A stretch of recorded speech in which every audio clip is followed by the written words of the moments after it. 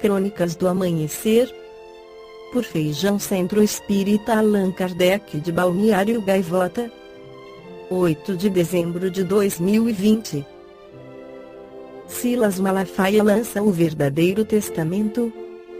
Renato Terra, na sua coluna Humor Acima de Tudo na Folha de São Paulo, escreveu que, tendo descoberto que a Bíblia foi manipulada pela Globo, pela Folha e pelo STF para criar a imagem de um Jesus comunista, Silas Malafaia anunciou o lançamento do verdadeiro testamento.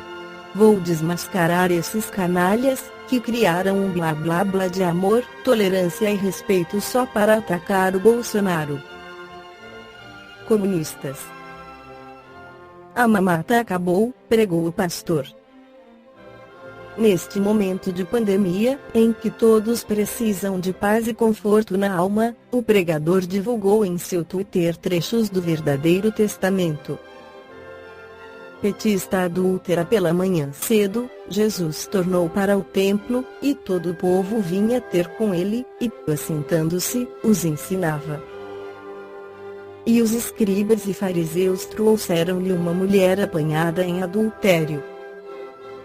E, pondo-a no meio, disseram-lhe: Mestre, esta mulher foi apanhada, no próprio ato, adulterando. E na lei nos mandou Moisés que sejam apedrejadas. Tu, pois, que dizes? E Jesus falou: canalha. Acabou o monopólio da informação? Acabou. Isso é uma safadeza. A imprensa inescrupulosa quer destruir Bolsonaro a qualquer preço. Essa adúltera só pode ser esquerdopata. Isso aqui é a semente da ditadura gaizista que vai virar inspiração para aquela geni do Chico esqueropata mamar na Lei Rouanet. Sermão do Felipe Melo: atacai inimigos com voadoras, pescotapiai os que vos odeiam, insultai os que vos insultam, isentões idem. Aos que batem numa face, oferecei um tabefe. Exaltação aos vendilhões. Estava próxima a Páscoa dos judeus, e Jesus subiu a Jerusalém. Achou no templo os que vendiam bois, ovelhas e pombas, e também os cambistas sentados. Tendo feito um TED exaltando o empreendedorismo, cobrou o dízimo dos que ali estavam, derramou pelo chão ações preferenciais da Havan e disse aos que vendiam as pombas: não façais da casa de meu pai uma casa comunista. Pediu um hambúrguer de ovelha no madeiro e lançou no ar uma parábola: crédito ou débito. Cura de leprosos. Quando Jesus desceu do monte, uma grande multidão o seguiu. Então, um homem com lepra aproximou-se dele, ajoelhando-se, disse: eu sei que, se quiser, o Senhor pode curar-me. Jesus estendeu a mão, tocou nele e disse: pare de escutar a imprensa canalha que tenta enganar o povo para derrubar Bolsonaro. Toma aqui essa cloroquina.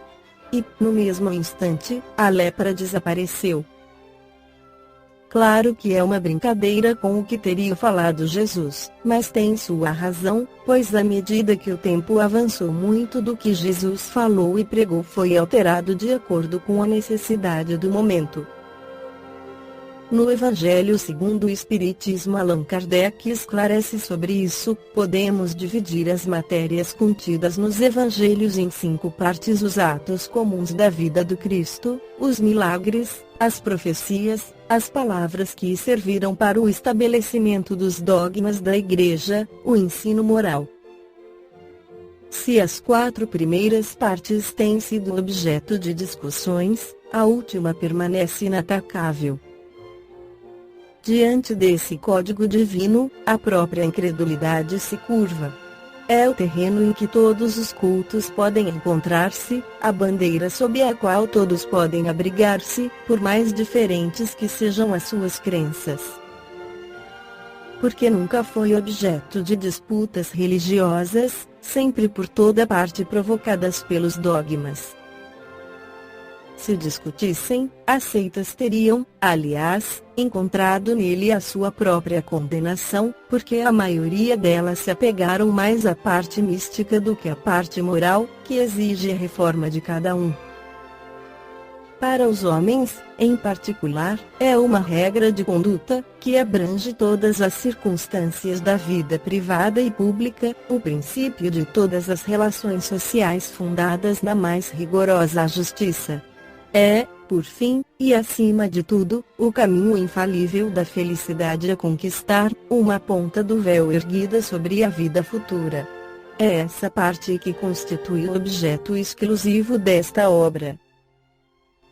Todo o mundo admira a moral evangélica, todos proclamam a sua sublimidade e a sua necessidade, mas muitos o fazem confiando naquilo que ouviram, ou apoiados em algumas máximas que se tornaram proverbiais, pois poucos a conhecem a fundo, e menos ainda a compreendem e sabem tirar-lhe as consequências.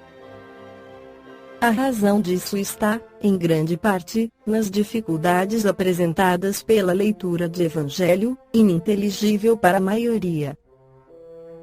A forma alegórica, o misticismo intencional da linguagem, faz que a maioria o leia por desencargo de consciência e por obrigação, como lê as preces sem as compreender, o que vale dizer sem proveito. Os preceitos de moral, espalhados no texto, misturados com as narrativas, passam desapercebidos. Torna-se impossível apreender o conjunto e fazê-los objeto de leitura e meditação separadas. Fizeram-se, é verdade, tratados de moral evangélicos, mas a adaptação ao estilo literário moderno tira-lhe a ingenuidade primitiva, que lhe dá, ao mesmo tempo, encanto e autenticidade. Acontece o mesmo com as máximas destacadas, reduzidas à mais simples expressão proverbial, que não passam então de aforismos, perdendo uma parte de seu valor e de seu interesse, pela falta dos acessórios e das circunstâncias em que foram dadas. Esta foi a crônica do amanhecer de dezembro de 2020.